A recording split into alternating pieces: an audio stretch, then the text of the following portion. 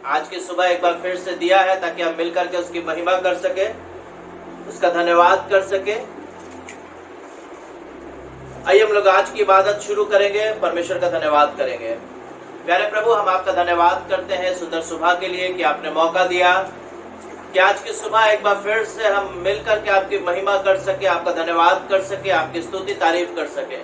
प्रभु जी, होने दीजिएगा आज की सुबह जब हम जूम के माध्यम से एक दूसरे के साथ जुड़े हैं, तो प्रभु होने दीजिए कि हमें से हर एक जन से आज अपनी उपस्थिति से, अपने वचन से बातचीत करिएगा और अपनी महिमा कराइएगा। एक एक जन को हम आपके हाथों में सौंपते हैं। हर एक जन प्रभु जहाँ जहाँ है, अपने घर में है, अपने स्थान में है, प्रभु हम उसी स्थान पर हम आपकी आशीष चाहते हैं और आपकी उपस्थिति चाहते हैं। प्रभु जी, हम धन्यवाद करते हैं प्रभु कि आपने प्रार्थना को सुन लिया है। प्रार्थना उद्धार करता प्रभु यीशु के नाम से मांगते हैं, आमीन। आइए हम लोग प्रभु की महिमा के लिए एक भजन गाएंगे और परमेश्वर का धन्यवाद करेंगे। हम लोग इस भजन को गाएंगे, आज का दिन यहोवा ने बनाया है, हम इसमें आनंदित हो। आज का दिन यहोवा ने बनाया है, हम इसमें आनंदित हो, आनंदित हो। आज का दिन यहोवा ने बनाया है, हम इसमें आनंदित हो, आनंदित हो। प्रभु को महिमा मिले, चाहे हो मेरा अपमान। प्रभु को महिमा मिले, चाहे हो मेरा अपमान। वो बढ़े मैं घटूं, रहे उसी का ध्यान। आज का दिन यहोवा ने बनाया है, आनंदित हो, आनंदित हो। आज का दिन यहोवा ने बनाया है, हम इसमें आनंदित हो, आनंदित हो। स्तुति प्रशंसा करे, क्यों ना कुछ होता रहे। स्तुति प्रशंसा करे, क्यों ना कुछ होता रहे। उसको हम बाते रहे, चाहे जहां भी रहे। आज का दिन यहोवा ने बनाया है, हम इसमें आनंदित हो, आनंदित हो। आज का दिन यहोवा ने बनाया है, हम इसमें आनंदित हो, आनंदित हो। यकीनन आज का दिन यहोवा ने बनाया है, आपको और हमें इसमें आनंदित होना है, इसमें मगन होना है, इसमें स्तुति तारीफ करना है, इसमें प्रभु की महिमा करना है। परमेश्वर का एक बार फिर से हम धन्यवाद करते हैं कि उसने आपको और हमें ये प्रेरित किया कि भले ही हम बंदी में है, भले ही हम लॉकडाउन में है, भले ही चारों तरफ हमारे निराशा है, लेकिन आपको और हमें परमेश्वर ने एक बार फिर से उबारा है कि हम उसके उपस्थिति में बैठ करके उसकी महिमा कर सके। आपको एक सूचना देना मांगता हूँ, इससे पहले कि हम लोग प्रभु के वचन में चले, एक सूचना देना मांगता हूँ। सूचना है कि कल से सुबह 10 बजे से 11:30 बजे तक VBS ऑनलाइन VBS क्लास शुरू होने वाली है और चैट बॉक्स में उसका लिंक भेज दिया गया है और उसमें मेरा नंबर भी होगा। अगर आपको कुछ इंक्वायरी चाहिए या कुछ बात पूछना हो तो जरूर उसमें संपर्क करिएगा और कोशिश करिए, अपने बच्चों को प्रेरित करिए, अपने बच्चों को तैयार करिए कि वो प्रभु के वचन को सीखें और सीख करके अपने जीवन में लागू करने वाले हो सके। धन्यवाद। आइए हम प्रार्थना करें और उसके बाद हम लोग प्रभु के वचन में चलेंगे। सामर्थी प्रभु यीशु, हम आपका धन्यवाद करते हैं एक बार फिर से सुंदर सुबह के लिए। धन्यवाद करते हैं प्रभु जी आपके उस अनुग्रह के लिए, उस प्रेम के लिए प्रभु जो आपने हमारे लिए किया।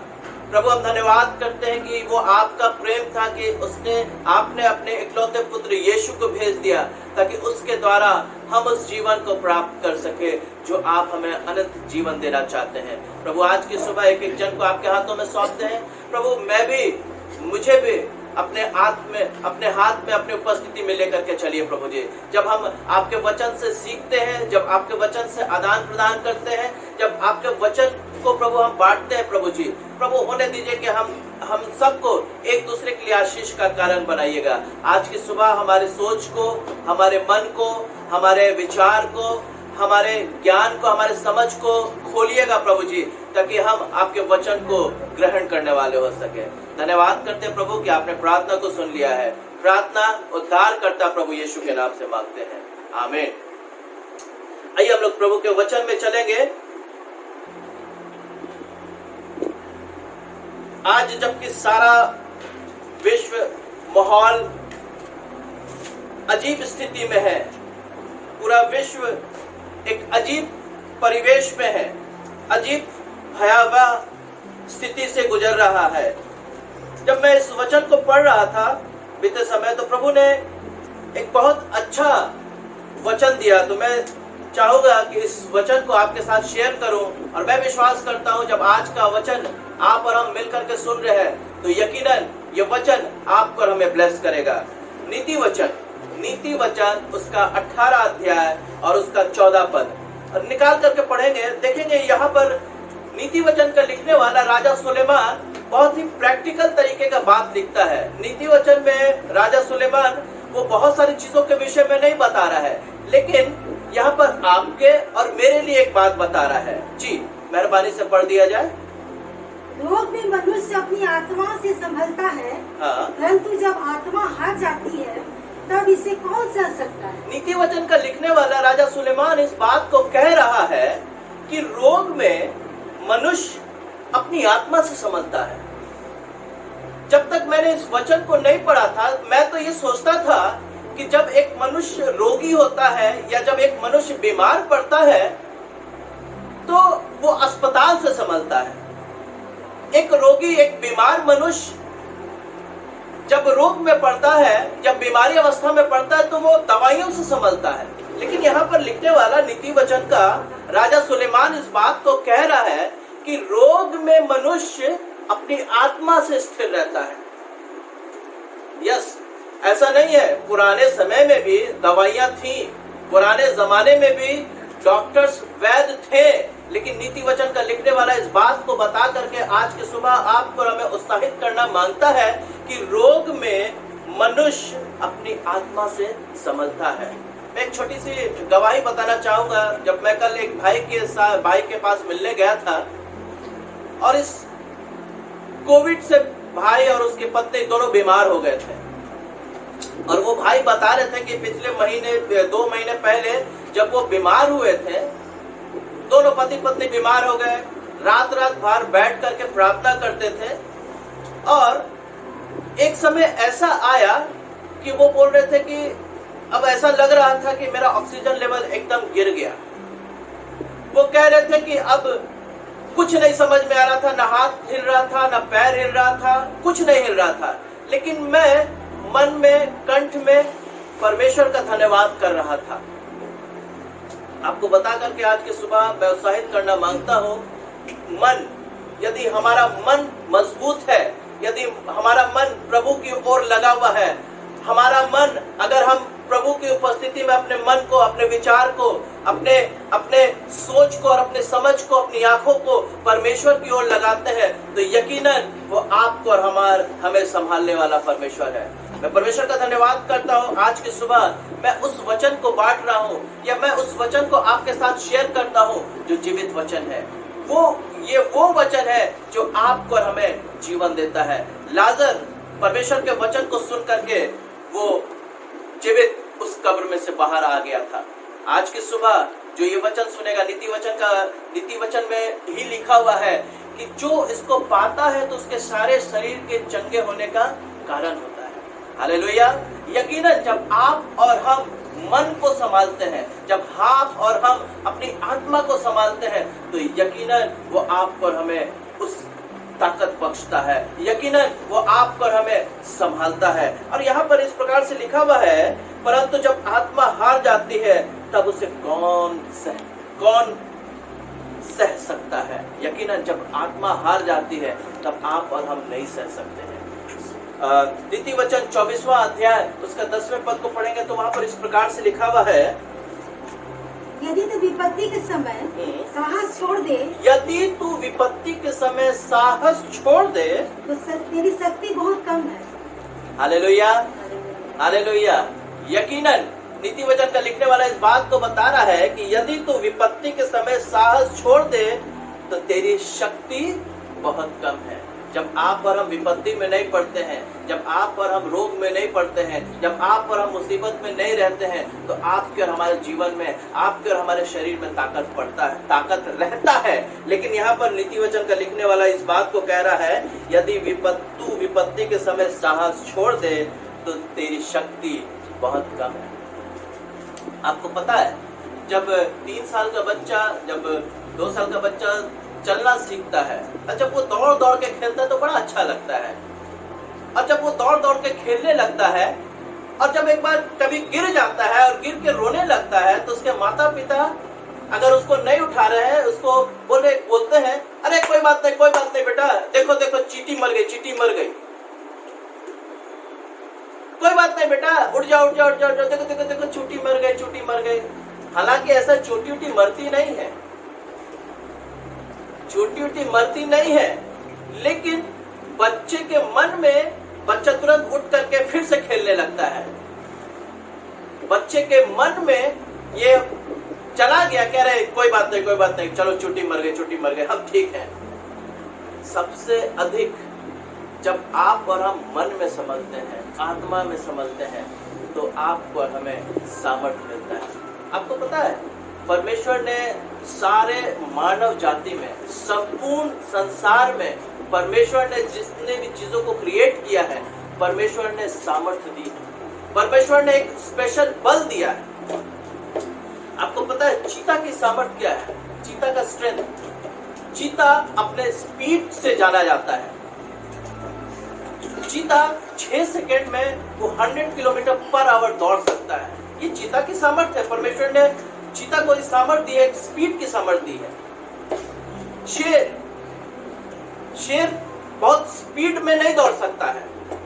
शेर के पास बहुत भारी वजन नहीं है, लेकिन शेर जब जंगल में चलता है बहुत मस्ती से चलता है।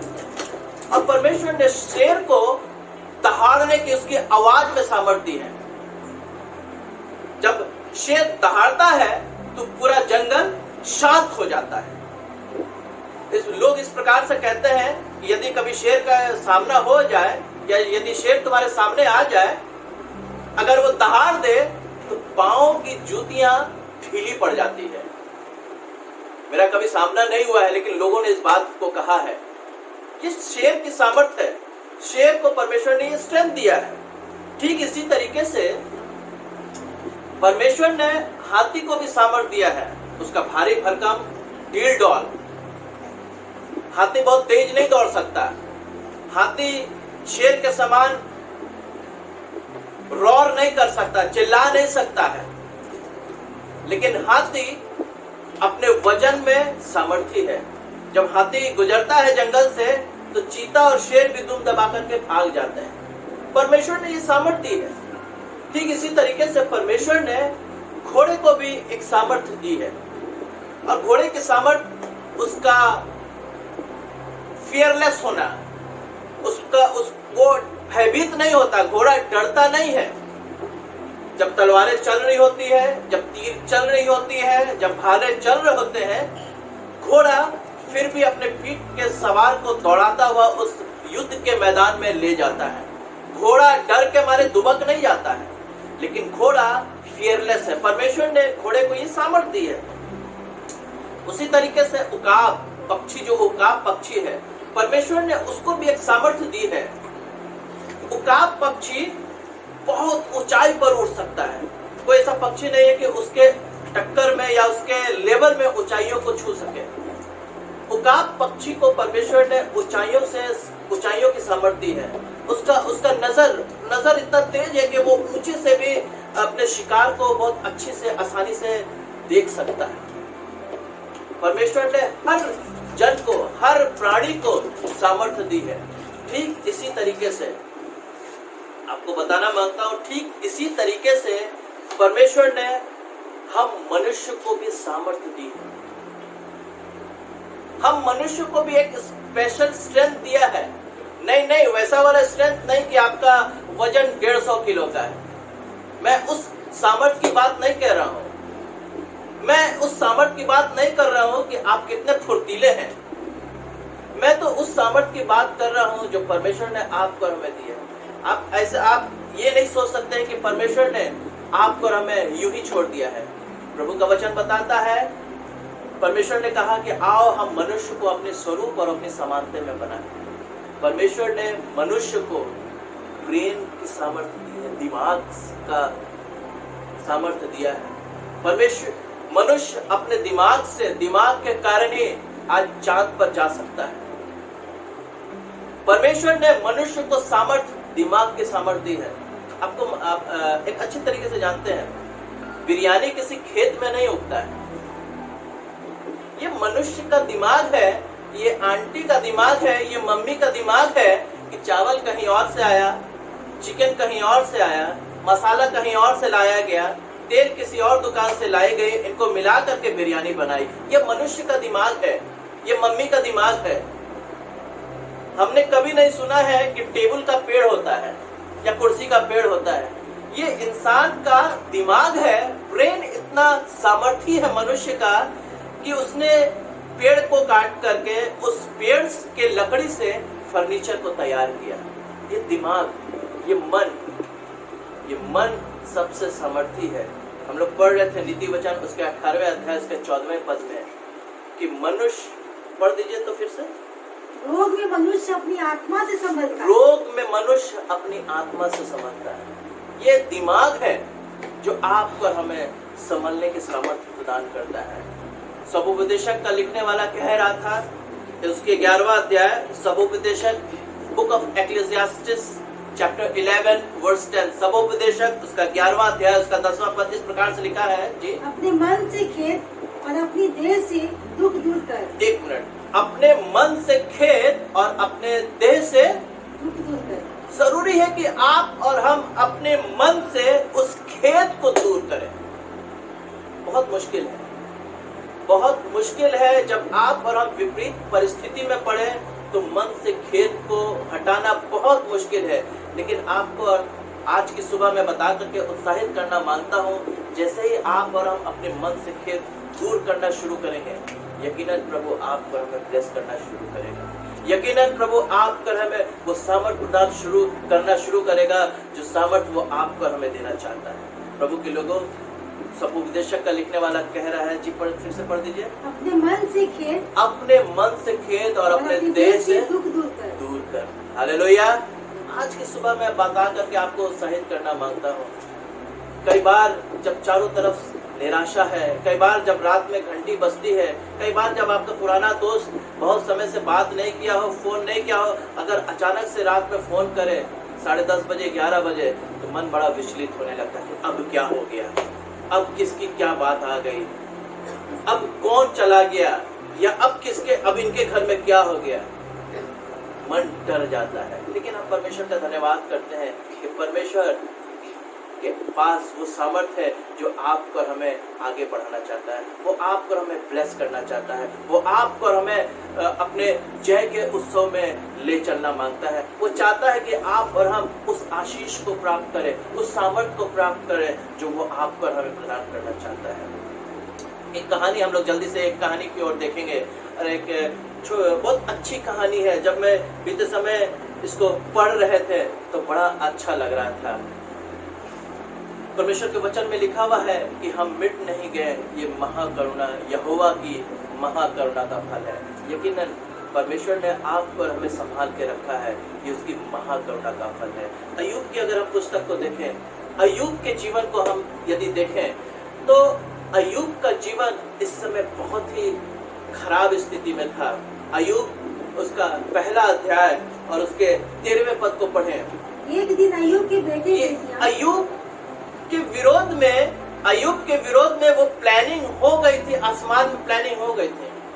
आसमान में परमेश्वर और शैतान से बात हो गया था। अय्यूब को नहीं मालूम है कि क्या होने वाला है, ये उसके जीवन में क्या घटने वाला है। लेकिन एक दिन की बात है, अय्यूब के बेटे और बेटियां शादी हो गई थी, या कुछ पार्टी हो रहा था, कुछ फंक्शन हो रहा था। ये एक दिन अय्यूब के जीवन में बड़ा भूचाल लेकर के आता है। फिर से पढ़िए बहन। एक दिन अय्यूब के बेटे बेटे एक दिन, ये मेरी प्रार्थना है, ये वंस अपॉन अ टाइम, ये एक दिन आपके और हमारे जीवन में ना आने पाए। ये एक दिन, ये भयानक वो एक दिन आपके और हमारे जीवन में ना आने पाए। अय्यूब की पुस्तक में लिखा हुआ है, और एक दिन, ये एक दिन बड़ा ही खतरनाक था। ये एक दिन में अय्यूब का जीवन आसमान से जमीन पर चला गया। अय्यूब जो राजाओं के समान अपने जीवन को व्यतीत करता था, यही एक दिन उसको उस राजा से भिखारी बना दिया। एक दिन की बात है, उसी एक दिन में सारा सीक्वेंस हो गया। एक दिन की बात है। जी पढ़ दीजिए। एक दिन अय्यूब के बेटे बेटियां हाँ। बड़े भाई के घर में खा रहे और दाख मधु पी रहे थे। बड़े भाई के यहाँ पार्टी कर रहे थे, पता नहीं क्या सेलिब्रेशन था, बर्थडे था, एनिवर्सरी था, कुछ नहीं मालूम है, लेकिन कुछ सेलिब्रेशन हो रहा था।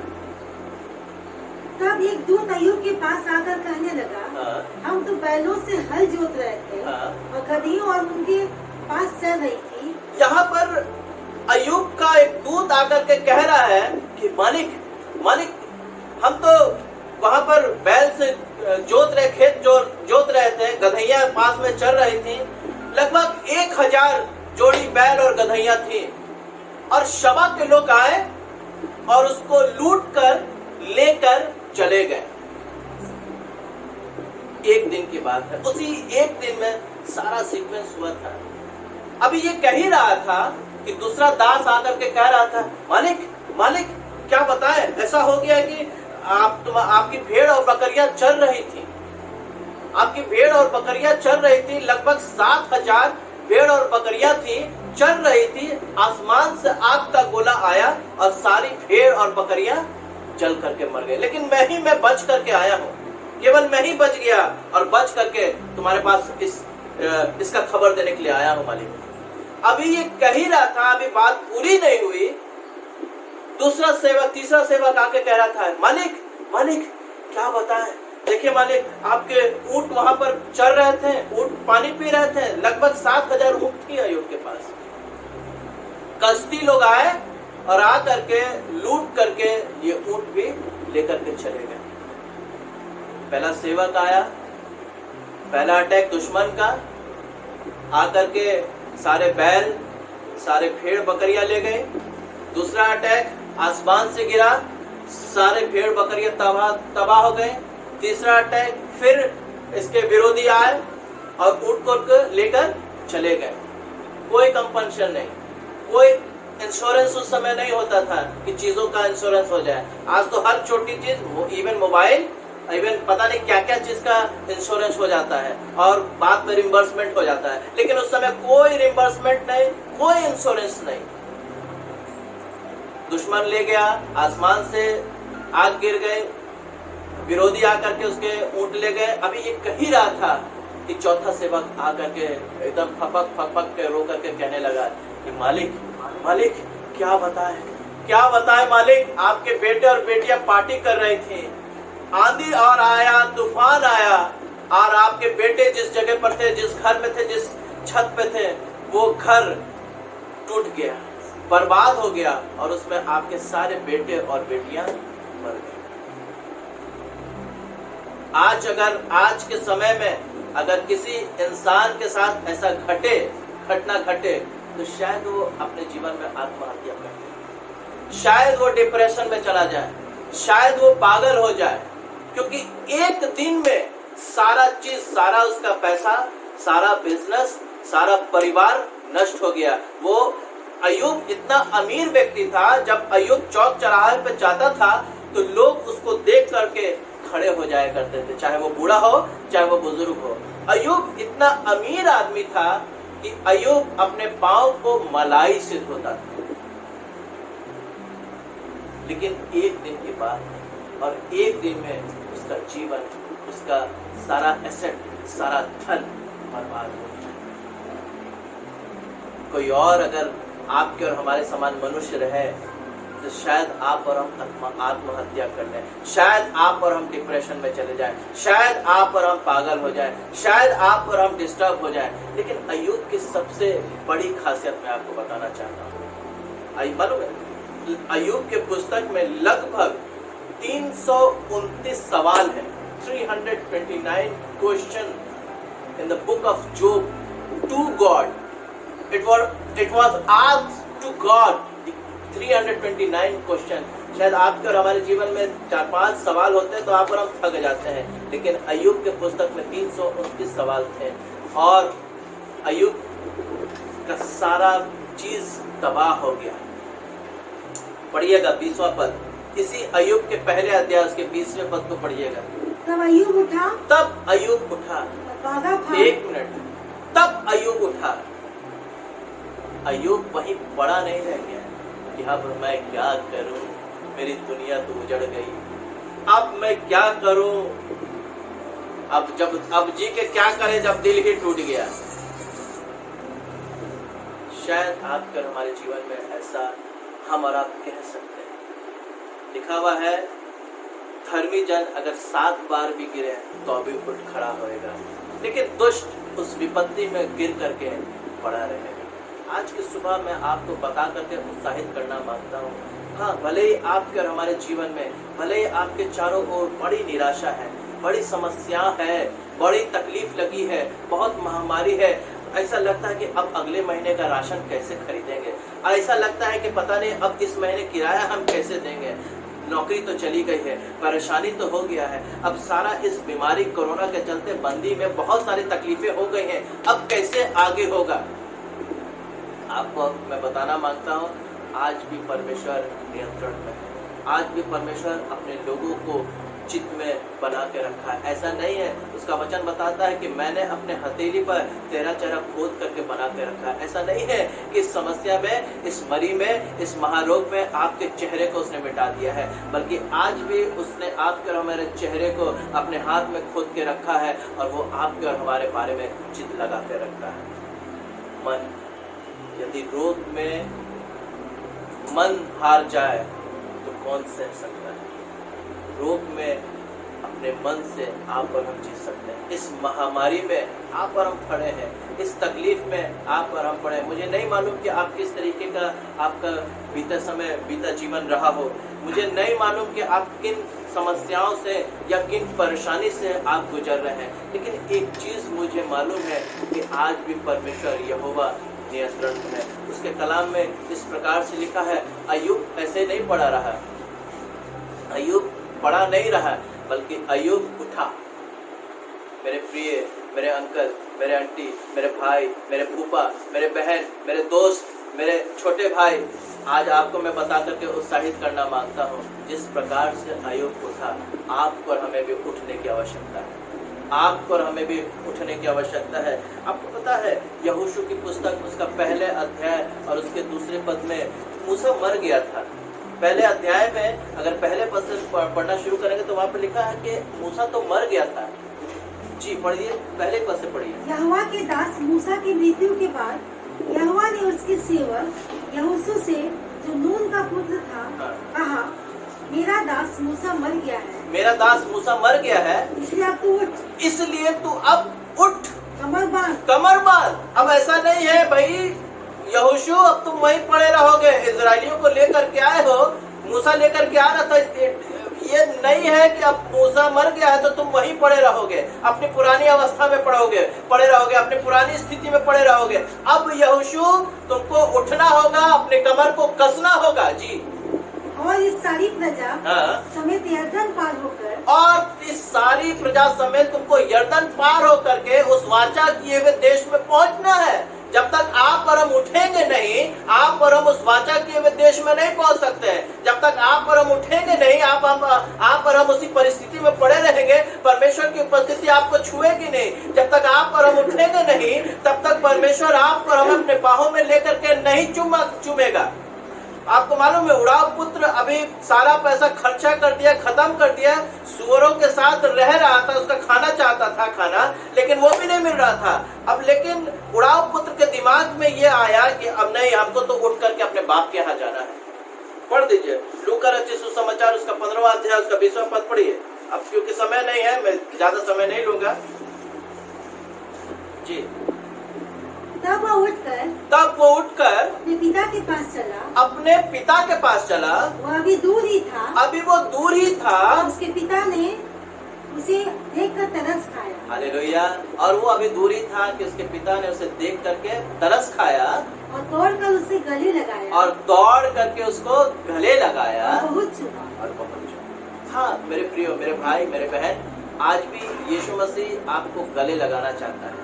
आज भी वो आपको चूमना चाहता है। जरूरी है कि आप और हम उसी परिस्थिति में, उसी स्थिति में, उसी अवस्था में या उसी तरीके में, उसी सोच में, उसी विचार में पड़े ना रहे, बल्कि we have to go beyond, we have to get up, we have to arise, we have to go ahead.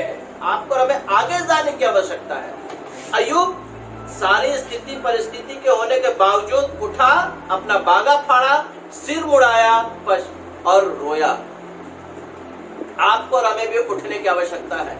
आपको और हमें भी आगे बढ़ने की आवश्यकता है। जब आप और हम आगे बढ़ेंगे, जब आप और हम उस स्थिति परिस्थिति से उठेंगे, तो यकीनन प्रभु बढ़ करके आपको अपने बाहों में ले लेगा। यकीनन परमेश्वर यहोवा प्रभु यीशु मसीह आपको अपने बाहों में लेकर के चुमेगा।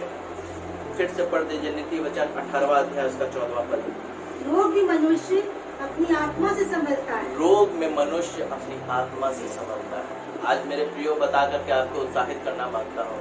परमेश्वर चाहता है कि आप और हम अपनी आत्मा में समझ जाएं।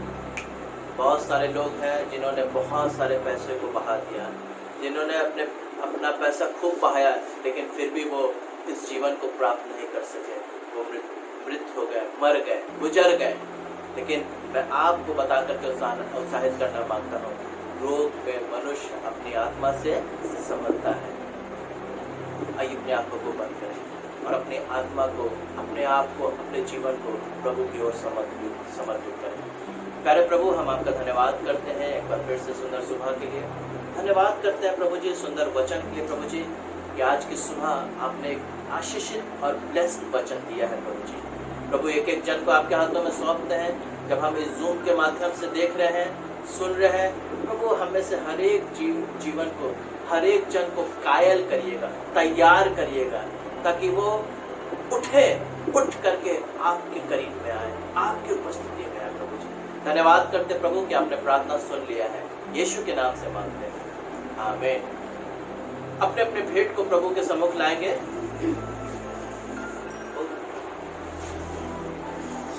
निश्चित देखो तो कितने लोग हैं, लोग ये अपने भेंट को अपने हाथों में लेंगे और प्रार्थना करेंगे। प्रभु जी, हम आपका धन्यवाद करते हैं एक बार फिर से सुंदर समय के लिए। धन्यवाद करते प्रभु कि आपने हमें तैयार किया। आपने जो हमें धन रूपी आशीष दिया है, उस आशीष में से हम आपके राज्य के लिए, विस्तार के लिए निकाल कर लेकर आए। देने वाले को बहुत आय से ब्लेस करिएगा, आपकी महिमा होने पर यीशु के नाम से मांगते हैं, आमीन। प्रभु की प्रार्थना एक साथ करेंगे। हे हमारे पिता, तू जो स्वर्ग में है, तेरा नाम पवित्र माना जाए, तेरा राज्य आवे, तेरी इच्छा जैसे स्वर्ग में पूरी होती है जमीन पर भी हो। रोज की रोटी आज हमें बख्श, जिस प्रकार से कुछ को माफ करते हैं, हमारे कुसरों को माफ कर। अजमाइश में न डाल, बल्कि बुराई से बचा। बादशाह कुदरत जलाल अब तक तेरी है, आमीन। अब परमेश्वर का प्रेम, प्रभु यीशु मसीह का अनुग्रह, पवित्र आत्मा के संगति और सहभागिता अब से लेकर हम सभी विश्वासियों के साथ सदा सर्वदा होते रहे, आमीन। प्रभु आप सबको बहुत आय से आशीष करें। कल सुबह अपने बच्चों को प्रेरित करिए ताकि वो उस ऑनलाइन VBS में जरूर सहभागी लें और उस आशीष को प्राप्त करें।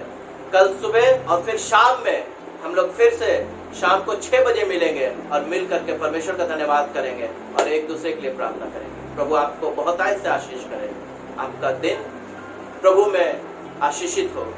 याद रखिएगा, मास्क लगा के रखें, हाथों को सैनिटाइज करते रहें, 2 गज की दूरी बना के रखें, सुरक्षित रहें। प्रभु आपको बहुत आय से आशीष करेगा।